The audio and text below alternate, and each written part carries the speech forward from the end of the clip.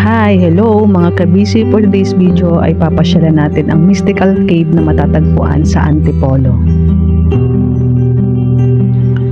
Pagbaba ng tricycle ay bubungad ang mahabang hagdanan paakyat mismo sa mystical cave. Kaya mga kabisi, samahan nyo kami!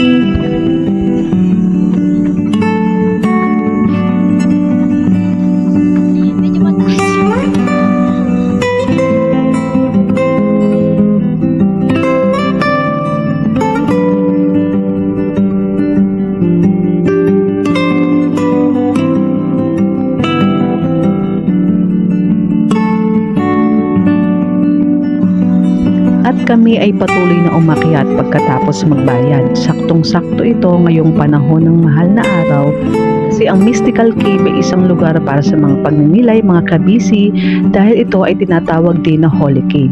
Pagpatuloy natin ang pag-akyat, mga kabisi, samahan nyo kami.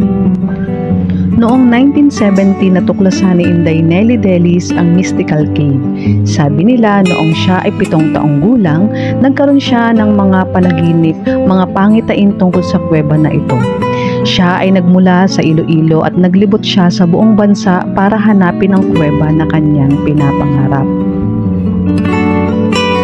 Nang matagpuan niya ang kuweba, ang butas ng kuweba ay parang barya lang. Gamit ang gelignite, sumabog ito na naging pasukan sa kuweba. Tuwing panahon ng Kwaresma o Holy Week, maraming tao ang bumibisita sa kuweba o kahit natutulog o magdamag dito. Mystical cave ito ay hindi lamang isang atraksyon ng mga mahilig mag-explore, kundi pati na rin sa mga relihiyoso at sa pag-aaral ng mga institusyon. Dahil maraming mga sample ng bato ang makikita sa loob ng kuweba na ito. Kung gusto niyo po mag-wish, lalapit na po kayo. Try niyo po. Sama niyo po kayo. Wishing well.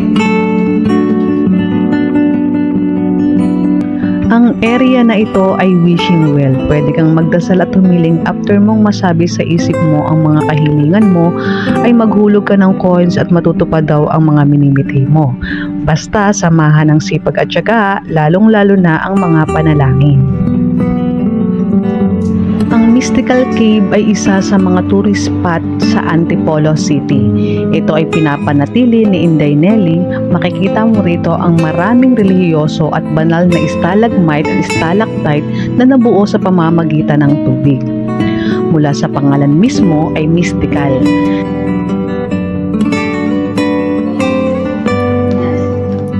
Okay na po. Ito yung St. Anthony di Padua. Shadow lang po kayo tumingin. St. Anthony di Padua. Shadow po.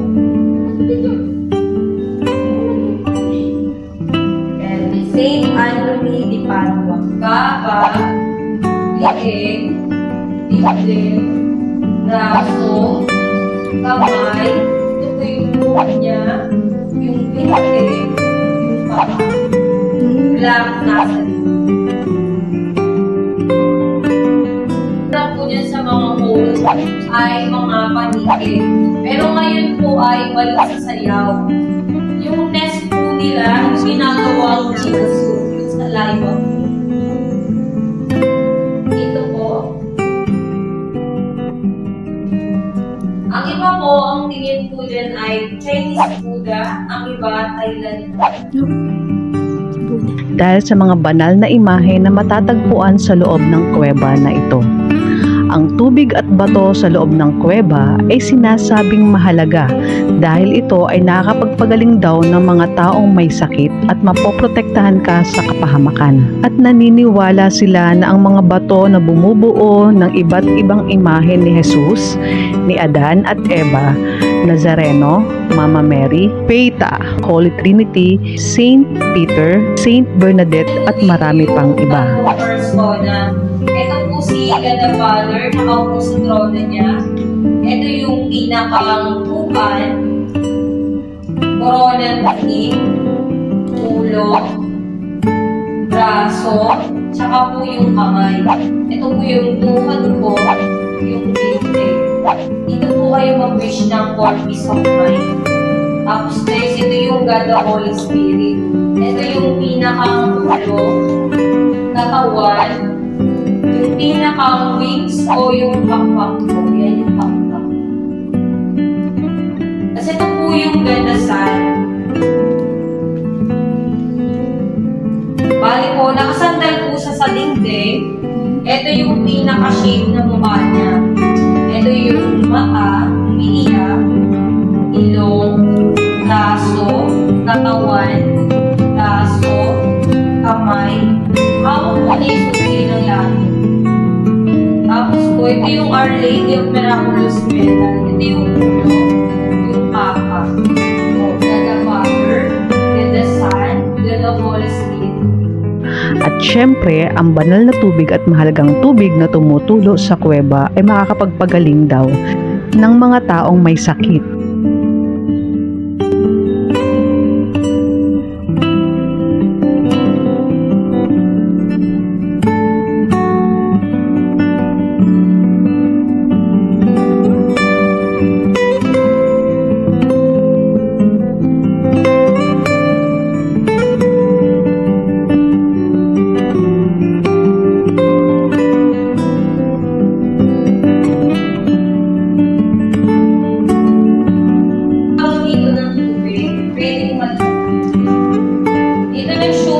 Jezabel Marina Arian.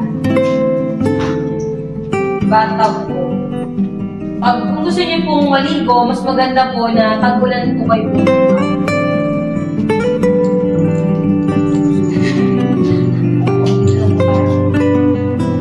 Ingat sa pagbaba.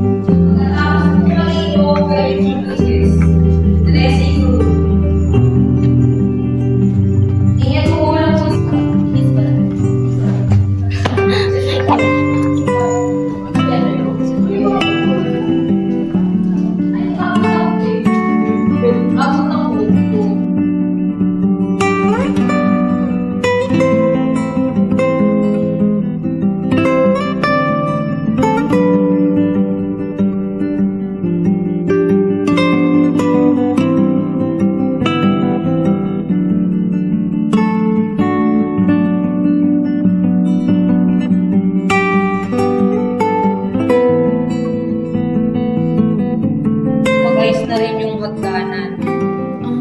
Ito yung giant candle, katawan, yung pinakang apoy. Sa loob ng apoy, may dalawang candle, pero bato lang yan. Opo.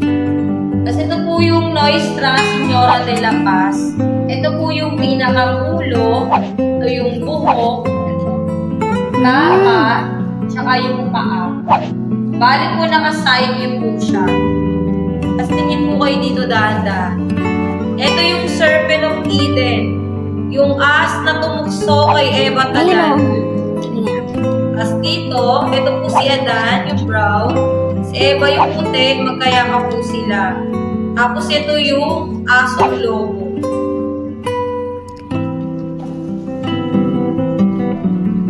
Ito yung spinal cord. Ito po yung tinusok ng siba.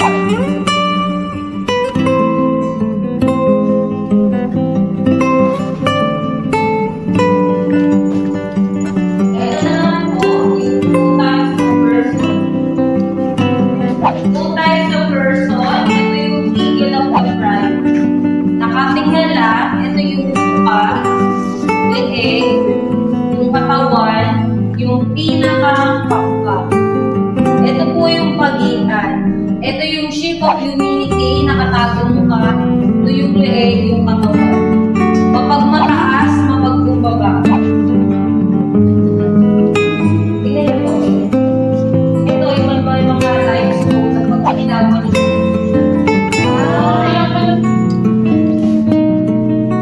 Tapos kung ano, pwede rin siya bigyan.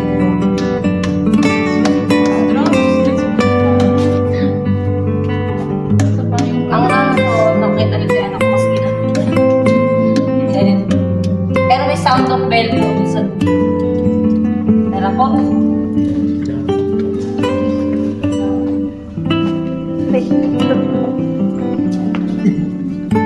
Ito na po yung wishing heart for love. For family, for friends, to find partner. Wishing heart for love. And wedding bell for wedding. Kapag mag-wish dito, pwede kayong yumakap sa dalawang puso.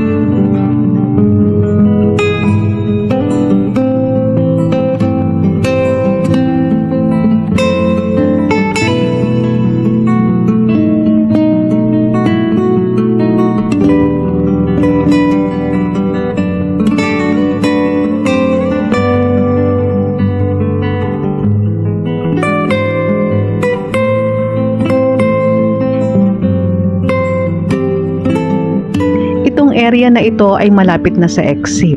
Kaya lang may isang area dito na di pa tayo napupuntahan. Kaya halina, i-check natin mga kabisi. Habang bumababa kami ay damang-dama namin ang lamig ng hangin nang galing sa butas na pupuntahan namin mga kabisi.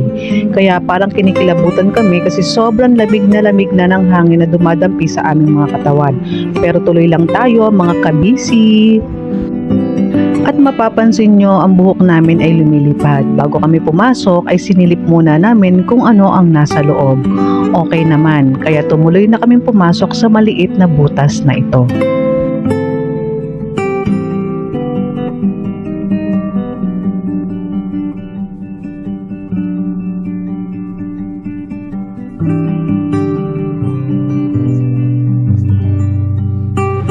Ayan ang paligid mga kabisi, safe naman dito at bawal nang tumuloy sa dulo dahil wala na kaming kasamang tour guide.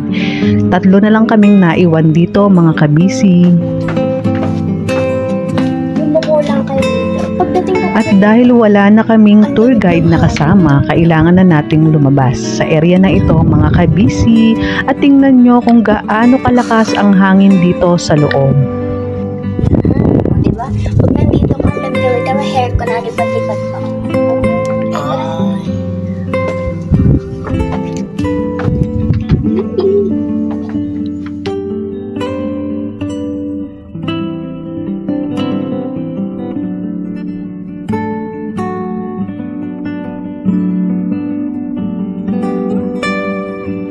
Thank you so much nga pala sa aming tour guide sa mga information na naibigay niya sa atin ngayong araw tungkol dito sa Mystical Cave.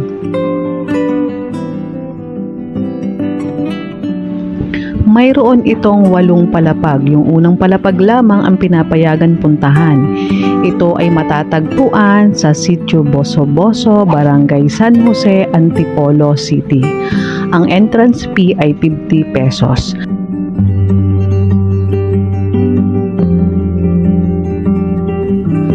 Ayan, mga kabisi, nakadikit na ang sticker namin. Hanggang sa susunod na mga video. Bye! Always remember the most important in life is to enjoy, explore, travel, save, repeat.